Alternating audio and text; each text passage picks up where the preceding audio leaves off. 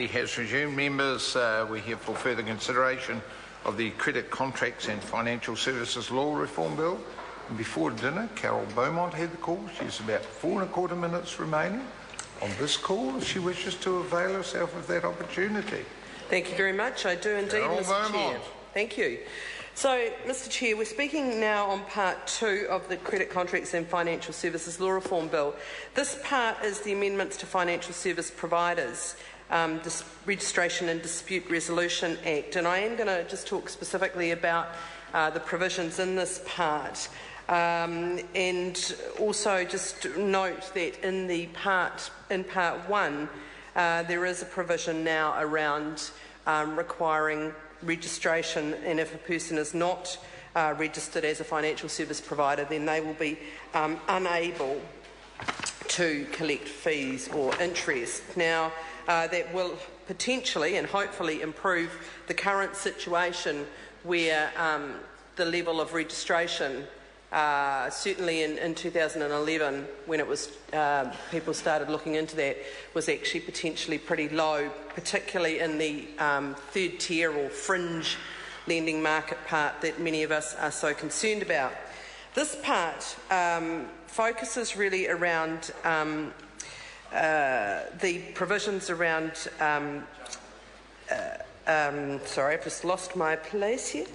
The provisions around the reserve scheme, and it removed the requirement for a government-sponsored reserve scheme, and but also, and probably most significantly in this part, actually has clause 98, where it provides for the jurisdiction of dispute resolution schemes to be increased so that they can deal with all of the matters under the Credit Contracts and Consumer Finance Act. Now, potentially, if we had informed consumers, that would mean that a number of the matters that raised in the more substantive part of this bill could be matters that are dealt with by the dispute resolution scheme, which would be an improvement on the current situation.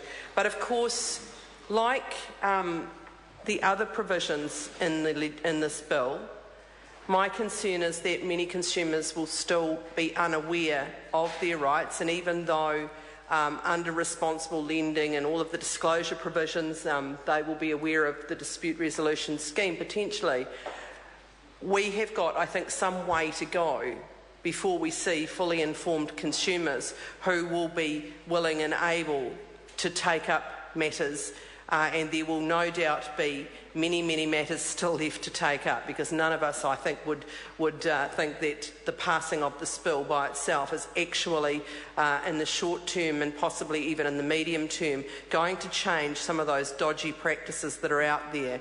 And of course, when consumers have to enforce or take action themselves, then of course it is necessary for that person to know their rights, to have the confidence to take actions. And so I guess one of the things that would be very good to hear from the Minister is that once this bill is passed and comes into effect, and there's a staggered process there which we'll talk about later this evening, that the government invests some money in ensuring that the legislation is understood, that there is more information and support for consumers put in place, because we all know, and I'm sure many of us in this House will have experienced directly, the sorts of rip-offs, the sorts of shoddy treatment of many of our particularly vulnerable consumers by many dodgy lenders that are out there. And so I do hope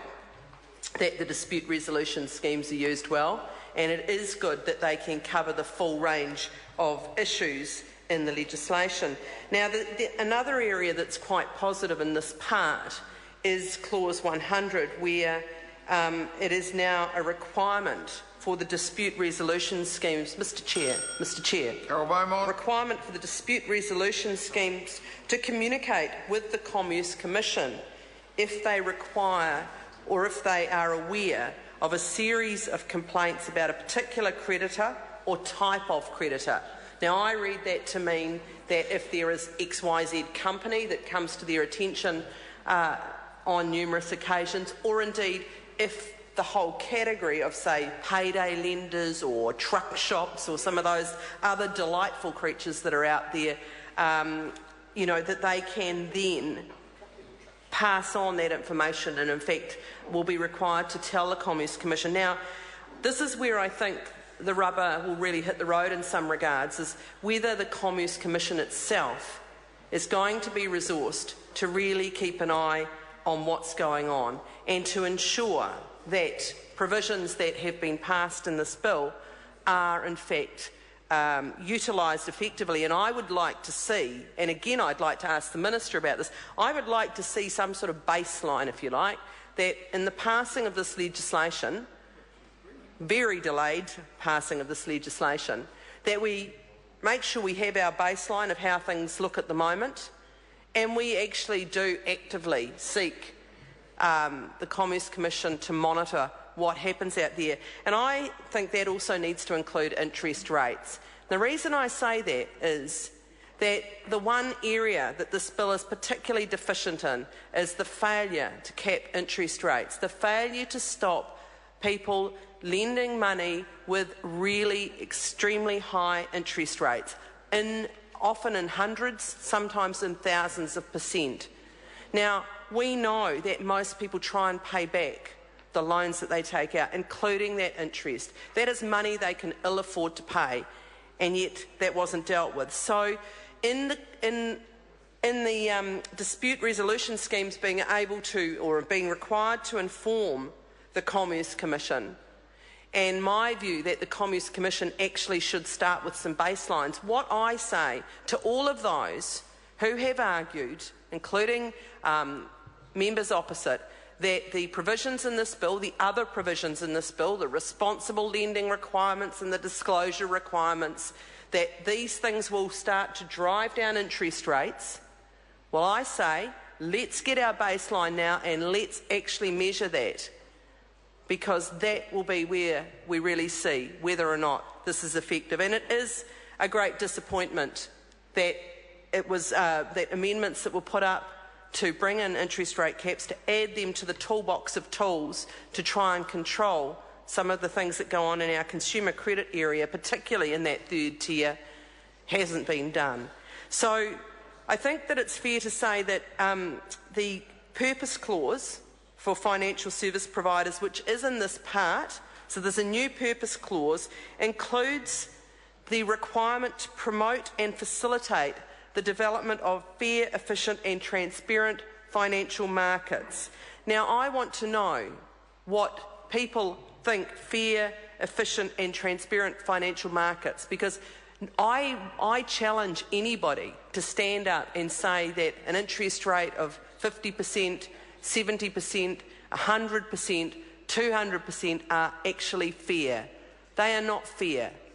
And so that's, I think that there is a real need, and there's still an opportunity potentially for the government to say that they want the Commerce Commission to measure the whole playing field as we start down this track, and to particularly look at whether or not interest rates are affected by this legislation, by the other provisions, and if they're not, to actually then do something about it. We should have done it now, we haven't, but there's still an opportunity for the Minister to say that he would expect that that's something that the Commerce Commission, informed by the dispute resolution schemes, that is something that they could still do.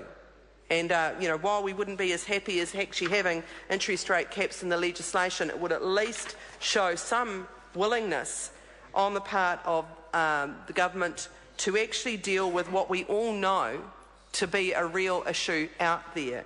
So I hope the Minister will get to his feet. I hope the Minister will deal with those questions around how we're going to inform consumers, how we're going to make sure that the Commerce Commission is adequately funded to actively be out there looking at what's going on, to get some baselines. Mr Chair.